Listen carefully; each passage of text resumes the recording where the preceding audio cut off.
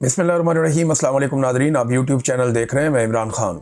Nadreen, Imran Khan की उनके ख़ात्मे की या उनकी सियासत के ख़ात्मे की ख्वाहिश में ये निज़ाम आहिस्ता आहिस्ता अपनी मौत आप मर रहा है।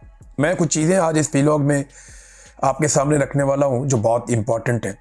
नंबर एक तो ये सामान 100 बरस का और पल की खबर नहीं, ये आपने बहुत दफ़ा सुना होगा, लेकिन इसकी अमली तस्वीर इस वक्त जो है पाकिस्तान की हुकूमत या पाकिस्तान के हुक्मरान है, या ख़ास तौर पे पाकिस्तान की मिलिट्री एस्टेब्लिशमेंट, या मैं नाम लेकर कहूँ तो आसिम मुनीर साहब इसकी अमली तस्वीर है।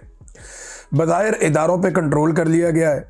इंसानी हकूक़ की खिलाफ वर्जियों को बतौर हथियार इस्तेमाल करके आसिम मुनीर साहब बेफिक्री से अपने इक़्तिदार को तूल दे रहे हैं, मगर उनके नीचे जो स्टेज है जिसके ऊपर वो खड़े हैं उसके पिलर्स इंतहाई कमज़ोर हैं। मैं चंद चीज़ें आपके सामने रखता हूँ। देखें, ऊपर से देखने में सब ठीक लग रहा है। इन्होंने जादूगरों को कहा या नजूमी टाइप के लोग जो आते हैं कि नए साल पे कोई भी पेशन गोई आसिम मुनीर के खिलाफ नहीं होगी। बहुत सारे इकोनॉमिस्ट जो हैं उनको कहा गया कि आप कुछ भी कहें, बेशक मईशत को बुरा कहें, लेकिन ये उम्मीद ज़रूर रखें कि आसिम मुनीर साहब इसको ठीक कर लेंगे। और हर मईशतदान जो जब भी कोई बात करता है बीच में कोई ना कोई जुमला ज़रूर ऐड कर देता है। सोशल मीडिया पे नहीं आता, लेकिन पूरी तहरीर आप पढ़ें तो हर एक को ये कहना पड़ता है पाकिस्तान में कि आसिम मुनीर इसको ठीक कर लेंगे। ये एक जाली होप दिला रहे हैं, एक जाली उम्मीद लोगों को। जालसाजी कर रहे हैं ना, हुकूमत भी जालसाजी करके बनाई है, सीटों पे कब्जा भी जालसाजी करके किया है, आइन में तरमीम भी जालसाजी करके की है, इस्तिस्ना भी जालसाजी करके लिया है, और फिर दोबारा से पूरे निज़ाम पे कब्जा भी जालसाजी करके किया है। लेकिन ये जिस स्टेज पे इस वक्त मौजूद है ना, इनके नीचे से सारे पिलर खोखले हो गए हैं और ये किसी वक्त भी धड़म से गिर जाएंगे। ये एक हकीकत है जिससे ये भाग नहीं सकते। देखिए, जिन चीज़ों पे इनका तकिया है या जिसको ये अपनी ताकत समझते हैं वही इनकी कमज़ोरी है। मिसाल के तौर पे मईशत, अब ये तो कहते हैं कि मईशत को हम बेहतर कर लेंगे, लेकिन इस वक्त अगर हम ग्राउंड रियलिटी की बात करें तो पाकिस्तान की मईशत को तारीखी तबाही की तरफ धकेला आसिम मुनीर और शहबाज शरीफ ने मिलकर। पाकिस्तान की मईशत कभी भी इतनी बुरी नहीं थी जितनी आज की तारीख में बुरी है। और ये खाली मैं नहीं कह रहा, सारे आदादो शुमार ये कह रहे हैं। अब जिनके घर में दाने हैं, जिनको अच्छे पैसे मिल रहे हैं, या सरकार जिनके ऊपर पैसा खर्च कर रही है, उन्हें मेरी बात बुरी लगेगी। लेकिन एक आम पाकिस्तानी के पास जाए तो आपको हर किसान बताएगा कि उसको कभी इतना नुकसान नहीं हुआ जितना नुकसान उसको अब हो गया। आप किसी भी ताजर के पास जाए वो कहेगा कारोबार चल ही नहीं रहा। सर्दियों की शॉपिंग लोगों ने 70% कम की है। बेरोजगारी पाकिस्तान की तारीख के 2-3 दहाइयों के सारे रिकॉर्ड तोड़ चुकी है। सरमायाकारी 51 साल का रिकॉर्ड तोड़ गई है। इतनी कम सरमायाकारी पाकिस्तान में कभी नहीं आई जितनी अब आ रही है। पाकिस्तान से इतनी बड़ी तादाद में लोग कभी पाकिस्तान छोड़कर नहीं भागे जितनी बड़ी तादाद में अब भाग रहे हैं। डॉक्टर्स जा रहे हैं, इंजीनियर जा रहे हैं, बहुत सारे और जो टेक्निकल शोबे उनमें काम करने वाले लोग पाकिस्तान छोड़कर जा रहे हैं। ये अब हो रहा है। तो एक आप याद रखें कि मईशत को इन्होंने तबाह बर्बाद करके रख दिया। महंगाई इतनी ज्यादा कभी नहीं थी, गुर्बत इतनी ज्यादा कभी नहीं थी। 45% पाकिस्तानियों को गुर्बत की लकीर से नीचे धकेल दिया आसिम मुनीर और शहबाज शरीफ साहब ने मिलकर।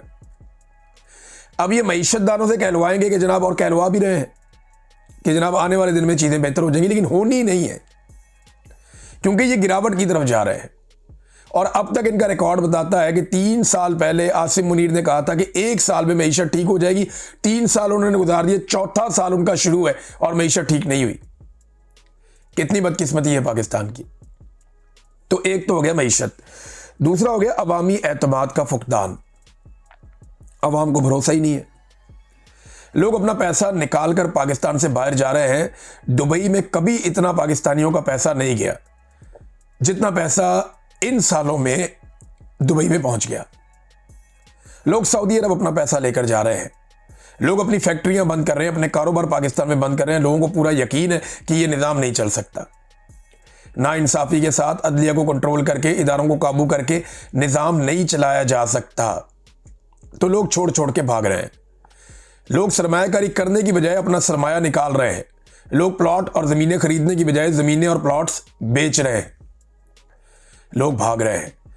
एक अवाम के एतमाद का फुकदान है। जब तक आसिम मुनीर साहब रहेंगे, शहबाज शरीफ साहब रहेंगे, पाकिस्तानियों को इन पे भरोसा नहीं रहेगा। इनका लड़ाई वाला काम है। लड़ाई वाले काम में अगर ये कभी जाएं तो पाकिस्तानी इनको सपोर्ट कर सकते हैं, लेकिन मईशत इनका काम नहीं है, मुल्क चलाना इनका काम नहीं है। तो इस काम में पाकिस्तानी इन्हें कभी भी सपोर्ट नहीं करेंगे। तो ये अवामी एतमाद का एक फुकदान है, ये भी इनका पिलर खोखला है नीचे से। नंबर 3, दहशतगर्दी। दहशतगर्दी के जो वाकयात पाकिस्तान में कम हो रहे थे, इमरान खान साहब के दौर में काफ़ी नीचे चला गया था ग्राफ, और ये सरकारी डेटा बताता है, मैं नहीं कह रहा। सरकारी डेटा ये बताता है कि 2018 से 2022 के दौरान जब इमरान खान साहब की हुकूमत गिराई गई तो इस बीच में दहशतगर्दी की वेव कम हुई, और काफ़ी कम हुई। दहशतगर्दी में कमी का पाकिस्तान को फ़ायदा हुआ, सियाहत में इजाफा हुआ। पाकिस्तान एक बेहतरीन सियाहती डेस्टिनेशन बन रहा था दुनिया में, और आलमी सतह पर इस पर खबरें लग रही थी। आज कोई सयाह पाकिस्तान में आना तो दूर की बात है, पाकिस्तानी खुद सयाहत नहीं कर पा रहे। हत्ता कि बड़े अरसे के बाद ये खबर आई, कई दहाइयों तक स्वात के अंदर जो सरीना होटल था बड़ा ज़बरदस्त, वो भी अब शायद बंद होने जा रहा है। उसके बारे में खबर सर्कुलेट कर रही थी। बहुत सारे जो टूरिज्म इंडस्ट्री से वाबस्ता लोग हैं वो कह रहे हैं जी कि हमें नुकसान हो रहा है, चाहे वो होटलिंग वाले हैं, चाहे वो हॉस्पिटैलिटी में है, चाहे वो दीगर शोबों में है, उन्हें नुकसान हो रहा है। अब नाज़रीन, ये दहशतगर्दी के मामले को आप देखें ना कि 2025 में 2024 की निस्बत ज़्यादा दहशतगर्दी हुई, और 2024 में पिछले साल से ज़्यादा दहशतगर्दी हुई थी। तो इमरान खान के दौर से लगातार ये ग्राफ ऊपर की तरफ जा रहा है। दहशतगर्दी के वाकयात में तशवीशनाक इजाफा हुआ, और 17% इजाफा हुआ इनमें वाकयात में, और सिक्योरिटी एहलकारों की शहादतों में 26% इजाफा हुआ, जबकि शहरियों की अमवात में 25% इजाफा हुआ। अगवा के वाकयात में 162% इजाफा हो गया। ये नाज़रीन पाकिस्तान की दहशतगर्दी के सिक्योरिटी की सूरत हाल है। तो कौन उस मुल्क के अंदर पैसा लेकर आएगा या काम चलाएगा? तो ये भी एक पिलर खोखला है इनके नीचे से, अमन व अमान भी नहीं है। और एक आलमी सतह पे जो है ना, वो सबको काका देने की एक पॉलिसी है। सबको काका देने का मतलब ये होता है कि पीर साहब बैठे हैं, जो आता है जी तेरा भी काका होएगा, तेरा भी काका होएगा, सबको बेटा दे दे के दवाएं देकर भेज रहे हैं। ये मैंने एक सियासतदान से ये जुमला सुना था, उसने कहा था सारे को जो भी आएगा ना असी उन्होंने काका दे के भेजने हैं। तो ये आलमी सतह पे पाकिस्तान की यही पॉलिसी है। जो खारजा पॉलिसी पाकिस्तान की है ना, ये बेमहार किस्म की है, बगैर किसी मनसूबाबंदी के। ये जिसको जाकर मिलते हैं उसके हो जाते हैं। इनकी अपनी कोई सोच है ही नहीं। ट्रंप के पास जाएंगे उसके जूते पॉलिश करेंगे, शी जिनपिंग के पास जाएंगे उनके जूते पॉलिश करेंगे, यूरोपीय यूनियन में जाएंगे उनके जूते पॉलिश करेंगे, इंडियंस को मिलेंगे उनके साथ उसी तरह हो जाएंगे, रशियंस को मिलेंगे उनके साथ वैसे ही हो जाएंगे। तो इन्होंने ना अपनी कोई ज़ाती पॉलिसी रखी नहीं। उर्दगान को आप जितनी मर्जी तनकीद करें, वो एक डिक्टेटर टाइप आदमी है, लेकिन उसने दुनिया में अपनी एक पहचान बनाई और अपनी एक सोच बनाई है।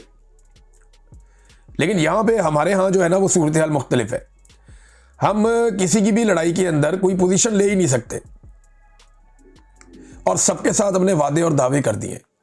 इस तरह की जो दोगली पॉलिसी होती है ना, जो फ्रॉड के ऊपर, बदनीयती के ऊपर मबनी होती है, और जिसके पीछे कोई नज़रिया नहीं होता कि जनाब वक्त आएगा तो इसराइल को भी हम गधे को बाप बना लेंगे, वक्त आएगा तो इंडिया को हम कहेंगे जनाब आपसे हम नहीं लड़ते, आप ये कर लें वो कर लें, वक्त आएगा तो हम ये भी अमेरिका को भी जनाब वो माई बाप बना लेंगे। तो जो इस तरह की पॉलिसी होती है ये वक्त आने पे कोलैप्स भी कर जाती है, खुदा ना खास्ता। तो ये कोई सेट पैटर्न नहीं है पॉलिसी का, जो आलमी सतह पे सबको काका देने की पॉलिसी है। ये कोलैप्स करेगी तो बहुत शर्मिंदगी होगी। तो इन पे आसिम मुनीर साहब खड़े ना, तो ये तो सारे पिलर खोखले हैं। नाज़रीन, अब तक के लिए इतने, अपना ख्याल रखिएगा, अपने इस चैनल का भी। अल्लाह हाफ़िज़।